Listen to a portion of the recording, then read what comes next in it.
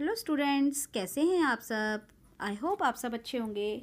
आज मैं बच्चों आपको इंग्लिश का क्लास 10th का first flight book chapter 7 glimpse of India के बारे में बताने जा रही हूँ। और इसमें बच्चों 3 पार्ट्स हैं, a baker from Goa, coach और टी फ्रॉम असम। तो बच्चों आज हम इस पार्ट में अ बेकर फ्रॉम गोवा के बारे में पढ़ेंगे, जिसके ऑथर नेम है Lucio Rodriguez. A baker from Goa, इसके ऑथर नेम है लूसियो रॉड्रिगेज। इसके जो ऑथर हैं बच्चे वो कोंकणी लैंग्वेज जानते थे, इंग्लिश जानते थे, वो गोवा के रहने वाले थे। तो इसीलिए वो यहाँ पर गोवा की लाइफस्टाइल के बारे में बताने जा रहे हैं। तो गोवा में बच्चों 450 ईयर्स तक पोर्चुगीज़ का राज था। तो वहाँ पे जो है बेकर बहुत फेमस थे, उनके जो बनाए हुए ब्रेड्स थे वो बहुत फेमस थे। ठीक है, तो उसके बारे में यहाँ पर हमारे जो ऑथर हैं वो बता रहे हैं a baker from Goa. This is a pen portrait of a traditional Goa village baker who still has an important place in the society. तो यहाँ पर बच्चों, यहाँ पर जो गोवा का विलेज है और उनके जो बेकर्स हैं उनके बारे में बताया जा रहा है कि वो अभी भी हमारी सोसाइटी में इंपॉर्टेंट प्लेस रखते हैं। पेन पोर्ट्रेट का मतलब होता है बच्चों उनका लाइफस्टाइल, उनका एटीट्यूड और उनकी अपीयरेंस के बारे में बताना। ठीक है, ये इसका मीनिंग होता है पेन पोर्ट्रेट का। ओके, उसके बाद आता है बच्चों our elders are often heard reminiscing nostalgically about those good old Portuguese days। ठीक है, reminiscing nostalgically का मतलब है बच्चों thinking fondly of the past, यानी वो पुराने दिन में हमारे जो एल्डर्स हुआ करते थे उन्होंने हमेशा सुना है किसके बारे में, उन अच्छे दिनों के बारे में। कौन से अच्छे दिन बच्चों, जब वो पोर्चुगीज़ डेज थे उनके बारे में। जो पोर्चुगीज़ थे उनके फेमस जो हैं लॉफ्स ऑफ ब्रेड्स, यानी उस टाइम पे बच्चों ब्रेड बहुत पॉपुलर थे। Those eaters of loaves might have vanish but the makers are still there. जो बनाने वाले हैं बच्चों वो तो अभी भी हैं, लेकिन जो खाने वाले हैं आई थिंक वो वैनिश्ड हो चुके हैं, वो जा चुके हैं, लेकिन उसको बनाने वाले अभी भी प्रेजेंट हैं। We still have amongst us the mixers, the moulders and those who bake the loaves. यानी हमारे बीच अभी कौन है, जो मिक्सर्स हैं, जो मोल्डर्स हैं और जो बेक करते हैं उन ब्रेड्स को, वो अभी प्रेजेंट हैं।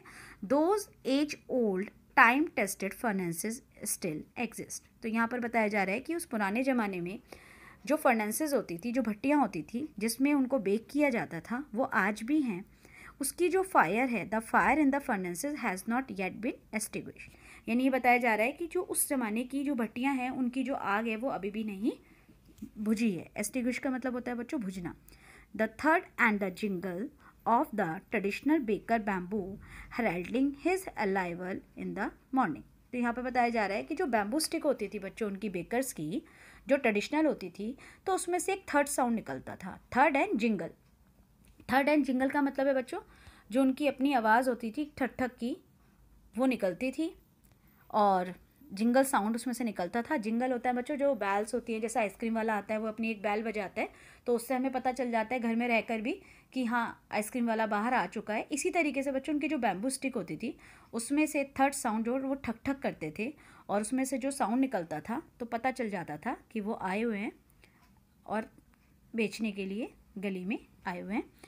Heralding his arrival in the morning, और पता चल जाता था कि वो हमें बुला रहे हैं। Can still be heard in some places, तो आज भी उनकी आवाज़ कुछ जगहों पर सुनाई देती है। May be the father is not alive but the son still carry on the family profession. हो सकता है कि फादर अभी भी जिंदा ना हों, लेकिन उनके जो बच्चे हैं, जो उनके बेटे हैं, वो अभी भी इस प्रोफेशन को चला रहे हैं। This bakers are even today known as the pader in the Goa. तो वो बेकर्स जो हैं बच्चों आज भी उनको गोवा में पैडर कहा जाता है। बेकर्स को पैडर कहा जाता है बच्चों, पोर्चुगीज़ लैंग्वेज में बेकर्स को पैडर कहा जाता है। ठीक है, उसके बाद आता है during our childhood in Goa. तो गोवा में जो ऑथर हैं वो अपने चाइल्डहुड के बारे में बता रहे हैं, अपने बचपन के बारे में बता रहे हैं कि the baker use to be our friend, companion and guide. जो बेकर हुआ करते थे वो हमारे दोस्त होते थे, हमारे कंपेनियन मतलब साथी हुआ करते थे, और हमारे गाइड यानी मार्गदर्शक हुआ करते थे। He used to come at least twice a day, और वो दिन में 2 बार आते थे।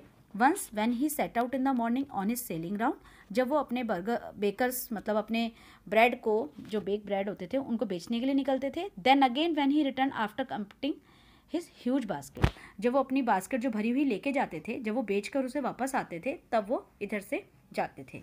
तो पूरे दिन में वो 2 बार आना जाना करते थे। And the jingling third of his bamboo walk up from sleep और उनका जो जिंगलिंग बैम्बू का जो साउंड होता था वो हमें उठा देता था और हम उनसे मिलने के लिए और उनको ग्रीट करने के लिए जाते थे। ग्रीट मतलब हाय हेलो करने के लिए जाते थे, उनको नमस्ते करने के लिए जाते थे।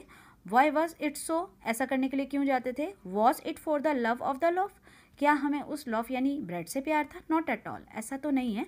The loaves were brought by some Paskin and Bestin, the maid servant of the house. तो जो ब्रेड बच्चों लेके आए जाएंगे वो तो पस्किन और बेस्टिन भी ले आएंगे। कौन है वो? जो घर की नौकरानियाँ हुआ करती थी। What we long for were those bread bangles which we choose carefully. तो वो यहाँ पे बता रहे हैं कि हम सिर्फ किस लिए जाते थे? जो ब्रेड बैंगल शेप में होते थे, सिर्फ हम उनको अपनी पसंद का लेने के लिए जाते थे। Sometime it was sweet bread of special make, कभी कभी ये अच्छे वाले मीठे वाले ब्रेड स्पेशल बने होते थे, ठीक है, अलग टाइप के बने होते थे, डिफरेंट बने होते थे, इसलिए हम उनको पहले से पसंद करने के लिए चले जाते थे। The baker made his musically entry on the scene with the jhing jhing. तो बच्चों जो मेकर था उस जब वो आता था तो एक म्यूजिकली एंट्री उसकी होती थी झिंग झिंग साउंड से, और जो उसकी बैम्बू थी वो ये साउंड प्रोड्यूस करती थी। One hand supported the basket on his head, उसके एक हाथ में जो है उसने बैम्बू ली होती थी, ठीक है, और एक हाथ में उसके पास बास्केट होती थी जो उसके सर पे रखी होती थी, और दूसरे हाथ में उसने बैम्बू स्टिक ली होती थी। And he would greet the lady of the house with good morning, और जो घर की औरतें होती थी वो उनको ग्रीट करता था, नमस्ते कहता था और कहता था good morning. And then place his basket on the vertical bamboo, और बैम्बू को स्टैंड कर देता था और उसके ऊपर अपनी बास्केट को रख देता था। We kids would be push aside with a mild rebuke. तो बच्चों हम बच्चे होते थे तो हमको माइल्ड रिब्यूक का मतलब होता है डांटना, ठीक है, स्कॉल्ड करना, तो हमको डांट दिया जाता था। And the loaves would be delivered to the servant, और जो लॉफ्स होते थे वो डिलीवर्ड कर दिए जाते थे नौकर्स को। But we would not give up, लेकिन हम इतनी जल्दी हार मानने वाले नहीं थे। We would climb a bench or the parapet and the peep into the basket. हम क्या करते थे? बेंच पे चढ़ जाते थे, मुंडेर, पैरपेट मतलब बच्चों मुंडेर, मुंडेर पे चढ़ जाना, और फिर बास्केट में पीप, पीप होता झांकना, हम झांका करते थे। somehow I can still recall the typical fragrance of those loaves। तो हमें कभी कभी जो है उसकी फ्रेगनेंस भी आती थी, ब्रेड की फ्रेगनेंस भी कभी कभी हमें आती थी। And laughs for the elders and the bangles for the children. तो जो एल्डर्स होते थे उनके लिए लॉफ्स होते थे यानी ब्रेड होते थे, और हमारे लिए जो है बैंगल शेप में होते थे। Then we did not even care to brush our teeth and और वॉश आर माउथ प्रॉपरली, और हम परवाह भी नहीं करते थे कि हमको अपने दांतों को ब्रश करना है या फिर अपने मुंह को हमें वॉश करना है। एंड वाई शुड वी, और हमें ऐसा क्यों करना चाहिए? Who would take the trouble of plucking the mango leaf for toothbrush. तो अब इतने मेहनत कौन करेगा कि मैंगो लीव्स लेके आएगा और उससे जो है एज अ टूथब्रश उसको यूज़ करेगा। जो दातून होती थी ना बच्चों लकड़ी की, ये उसकी बात कर रहे हैं। And why was it necessary at all, और इसकी ज़रूरत क्यों है? The tiger never brush his teeth, क्या शेर ने कभी अपना ब्रश किए दांतों में? नहीं किया ना। Hot T could wash and clean up everything so nicely after all, और वो कह रहे हैं जो गर्म चाय होती थी उसको हम जो है पियेंगे और उससे हमारे जो टीथ हैं वो ईजिली क्लीन हो जाएंगे, ठीक है बच्चों। अब हम बच्चों इसमें फर्स्ट कॉम्प्रीहेंशन चेक करते हैं। सबसे पहले what are the elders in Goa nostalgic about. तो यहाँ पे जो एल्डर्स हैं बच्चों, तो वो गोवा के बारे में क्या बता रहे हैं? तो एल्डर्स जो है वो गोवा के बारे में बता रहे हैं कि हम उन पुराने दिनों को याद कर रहे हैं जो पोर्टुगीज़ देश थे, और वहाँ पे उनके जो फेमस ब्रेड थे उसको वो याद कर रहे हैं। वो ये कह रहे हैं कि उनके जो ईटर्स हैं, खाने वाले हैं, वो शायद अभी ना रहें लेकिन उसको बनाने वाले आज भी हैं, और वो उस पुराने ज़माने को याद कर रहे हैं, उन भट्टियों को याद कर रहे हैं जहाँ पे वो ब्रेड बनाए जाते थे, और उनमें जो लगाई हुई आग है वो आज भी नहीं बुझी है और आज भी उन पे ब्रेड्स को बेक किया जा रहा है, ठीक है। सेकंड क्वेश्चन है बच्चों, is bread making still popular in Goa? How do you know? तो क्या गोवा में ब्रेड बनाना अभी भी पॉपुलर है? तो येस इट इज़ पॉपुलर। तो आज भी बच्चों उसको बनाना पॉपुलर है, क्योंकि बेकर की जो फर्नेस है बताई गई है वो आज भी हर विलेज में होती है और उसका होना बहुत ज़रूरी होता है। और जो मैरिज में गिफ्ट्स दिए जाते हैं, अगर ब्रेड नहीं होते हैं तो मीनिंगलेस होते हैं। कोई भी पार्टी होती है, ठीक है, और वो पार्टी की शान होते हैं, स्वीट ब्रेड वगैरह वहाँ पर बनाए जाते हैं, ठीक है। नेक्स्ट है what is the baker called? तो बेकर को क्या बुलाया जाता था? उसको पैटर बुलाया जाता था। गोवा में पोर्चुगीज़ लैंग्वेज में उसको पैटर बोला जाता है, तो बेकर को पैटर बुलाया जाता था। नेक्स्ट क्वेश्चन है आपका, when would the baker come every day? कब आता था? Why did the children run to meet him? जो बेकर आता था बच्चों वो दिन में जो है 2 बार आता था, मॉर्निंग में, ठीक है, और एक जब शाम को वापस जाता था। जिंगलिंग जिंगलिंग और थर्ड साउंड वो प्रोड्यूस करता था, और जो बच्चे होते थे वो उसकी आवाज़ से उठ जाते थे और वो उसे मिलने के लिए आते थे, और बच्चे क्या चाहते थे? ब्रेड बैंगल्स चाहते थे, इसलिए वो उसके पास आते थे, ठीक है बच्चों। उसके बाद आता है बच्चों marriage gifts are meaningless without the sweet bread known as the bol. तो जो मैरिज हुआ करती थी या उसके जो मैरिज में होने वाले जो से गिफ्ट्स वगैरह हैं बच्चों, तो मीनिंगलेस होते थे अगर स्वीट ब्रेड नहीं होती थी वहाँ पे, जिसको बोल कहा जाता है। जस्ट एज द पार्टी और a feast lost it charm without bread. तो अगर पार्टी में, फीस्ट में अगर ब्रेड नहीं है तो वहाँ का चार्म खत्म हो जाता था, ठीक है, वहाँ की सुंदरता खत्म हो जाती थी। Not enough can be said to how important a baker can be for a village.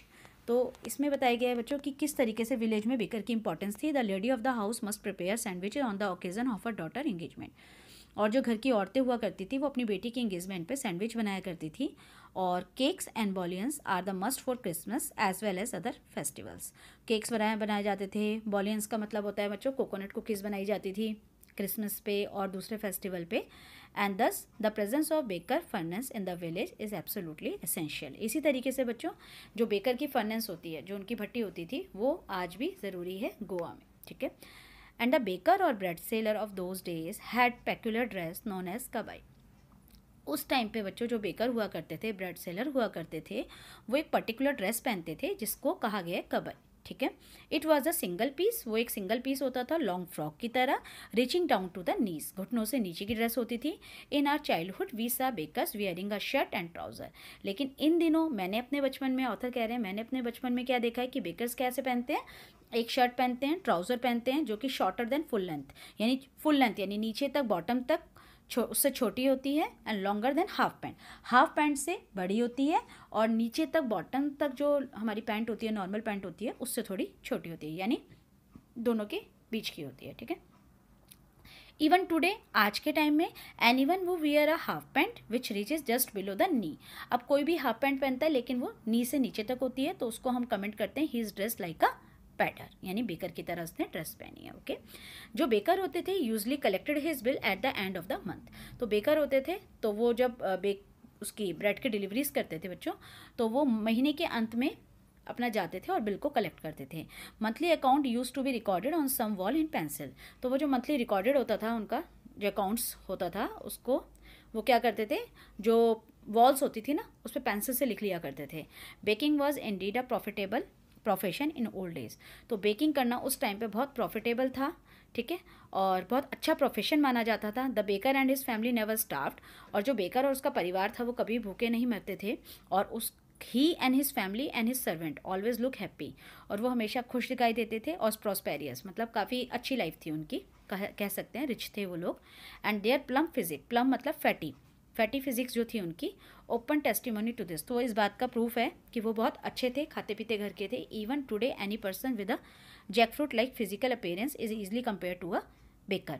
तो आज के दिन में जो भी इंसान jackfruit like physical appearance है उसकी, ठीक है, उसको हम बेकर से डिनोट कर रहे हैं कि उसको हम बेकर कहेंगे, क्योंकि बेकर जो होते थे बहुत प्रॉस्पेरियस थे, ठीक है, रिच पीपल हुआ करते थे और वो काफ़ी फैटी लुक हुआ करते थे, ठीक है बच्चों। तो ये आपकी स्टोरी बच्चों कंप्लीट हो चुकी है। तो थोड़ा हम इसका कंप्रीहेंशन चेक कर लेते हैं बच्चों। तो हम मैचिंग करेंगे। Match the following, what is at must as marriage gifts. तो इसमें क्या आएगा बच्चों, sweet bread called bol, okay. For a party और अ फीस्ट इसमें आएगा bread. For a daughter engagement इसमें आएगा सैंडविचेस। और फॉर क्रिसमस इसमें आएगा केक और बॉलियंस, ठीक है, बॉलियंस मतलब coconut cookies, okay. Second question है बच्चों आपका, what did the bakers wear. Bakers क्या पहनते थे बच्चों पोर्चुगीज डेज में। तो मैंने आपको बताया था कि स्पेशल काइंड का उनका ड्रेस होता था, जैसे कबई बोलते थे, जो कि सिंगल पीस लॉन्ग फ्रॉक होती थी, जो कि उनकी नीज से नीचे तक होती थी। When the author was young, अगर वो ऑथर जब यंग थे तब क्या पहनते थे, तो वो बेकर्स जो थे वो एक शर्ट और ट्राउज़र पहनते थे जो कि shorter than full length ones and longer than half pants, यानी हाफ पैंट से जो है बड़ी होती थी और फुल लेंथ से थोड़ी छोटी होती थी, ठीक है। नेक्स्ट क्वेश्चन है बच्चों आपका, who invite the comment he is dressed like a pader why. तो any person who wear a half pant which reach just below the knee, यानी कोई भी जिसकी ड्रेस नी से नीचे तक होती थी उसको कमेंट किया जाता था कि वो पैडर है, यानी वो बेकर है। और उसका रीज़न ये था कि he resemble baker who is wearing such a funny dress. तो उसको बेकर कह के ही बुलाते थे क्योंकि इस तरह की ड्रेस पहनता था, ओके। नेक्स्ट क्वेश्चन है बच्चों, where were the monthly account of the baker recorded. तो वो कहाँ पे अपना रिकॉर्ड रखता था मंथली का, तो मैंने आपको बताया था कि वो वॉल के ऊपर लिखता था पेंसिल के through, okay. What does a jackfruit like appearance mean. Jackfruit मतलब कटहल की तरह मोटा ताजा। तो यहाँ पे जो है बेकर की जो अपीयरेंस बताई गई है, जो गोवा के बेकर्स होते थे, क्योंकि वो बहुत प्रॉस्पेरियस होते थे, तो उनके बारे में बताया गया है कि बेकर से उसका कंपैरिजन किया गया है। ठीक है बच्चों, तो ये आपके क्वेश्चन आंसर्स हो चुके हैं बच्चों। तो अब आता है नेक्स्ट क्वेश्चन आपका, which of this statement are correct, इनमें से कौन सा स्टेटमेंट आपका करेक्ट है, इसके बारे में पढ़ेंगे हम लोग। तो सबसे पहले है बच्चों, the pader was an important person in the village in all time. क्या पुराने ज़माने में जो पैडर होते थे बहुत इंपॉर्टेंट होते थे? Yes, it is correct. Second है बच्चों, paders still exist in Goa villages. क्या पैडर्स जो हैं अभी भी हैं गोवा के विलेजेस में? Yes, it is correct also. The pader went away with the Portuguese. जो पैडर्स हैं वो क्या पोर्चुगीज़ के साथ चले गए हैं? No, it is not correct, incorrect है ये। The pader continue to wear a single piece long frock. जो पैडर्स होते थे क्या वो अभी भी सिंगल पीस की लॉन्ग फ्रॉक पहनते हैं? No, it is not correct, यानी that means it is incorrect. Bread and cake were an integral part of Goa life in olden days. Yes, it is important, so that is correct. Traditionally, bread baking is still a very profitable business. Yes, it is also correct. Pader और उनकी जो family थी बच्चों, वो staff मतलब भूखे मर रही थी इन प्रेजेंट टाइम, तो it is also incorrect. Okay, क्योंकि भूखे तो मर ही नहीं रही थी, वो तो बहुत प्रॉस्पेरियस थे। ओके, नेक्स्ट क्वेश्चन है बच्चों आपका, नेक्स्ट क्वेश्चन है, is bread an important part of Goa life? How do you know this? तो yes, bread is still an important part of Goa life. Marriage में गिफ्ट्स, मैरिज में जो gifts दिए जाते थे तो ब्रेड फॉर्म में दिए जाते थे, या क्रिसमस पे पार्टी होती थी और दूसरे ओकेजन पे पार्टी होती थी, या जो घर की लेडीज़ होती थी बच्चों एज अ डॉटर इंगेजमेंट पे वो ब्रेड्स वगैरह बनाती थी और सैंडविचेस वगैरह बनाती थी, केक्स वगैरह बनते थे वहाँ पे। तो येस, जो ब्रेड थे उस टाइम पे बहुत इंपॉर्टेंट पार्ट थे। नेक्स्ट है बच्चों आपका third question, tick the right answer, what is the tone of author when he say the following. तो पहला है the third and the jingle of the traditional baker bamboo can still be heard in some places. तो यहाँ पे बच्चों आपके पास तीन option है। एक तो क्वेश्चन का मीनिंग ये है बच्चों कि जो ट्रेडिशनल बेकर्स के जो बैम्बूज हुआ करते थे वो आज भी जगहों पे सुनाई देते हैं, जो उनका थर्ड और जिंगल साउंड था। तो नॉस्टैल्जिक है, होपफुल है, सैड है। सैड मतलब दुखी, तो दुखी तो वो नहीं थे। होपफुल मतलब आशा से पूर्ण, ठीक है, आशावादी, ऐसा भी नहीं था। नॉस्टैल्जिक का मतलब होता है कि येस, और वो हमें पुराने ज़माने की आज भी याद दिलाते हैं। सेकेंड है बच्चों आपका, मे be the father is not alive. हो सकता है कि पापा अभी ना हो लेकिन उनके बच्चे still carry on the family profession. Yes, ये हमारी होप है, होपफुल है बच्चों इसका। ठीक है, I still recall the typically fragrance of those loaves.